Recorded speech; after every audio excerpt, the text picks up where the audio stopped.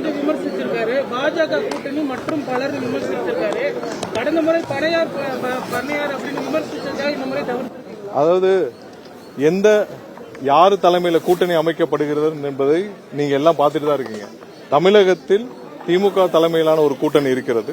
மற்றொரு கூட்டணியை பாரதிய ஜனதா தலைமையில் அமைக்கப்பட்டுள்ளது. யாருமே இங்க என்டிஏ கூட்டணின்னு தான் சொல்றாங்க. யாரும் அதிமுக தலைமையிலான கூட்டணின்னு சொல்லவே இல்லை.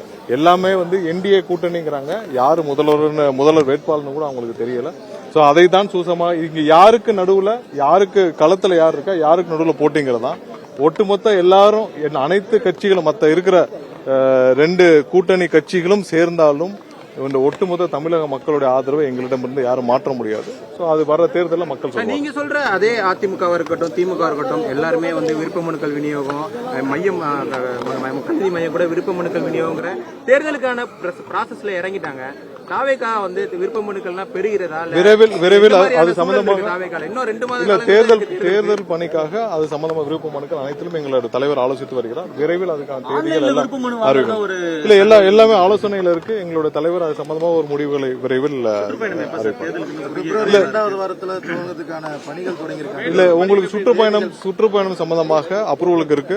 அப்ரூவல் வந்தோடனே நாங்க தேதி அறிவிப்போம்.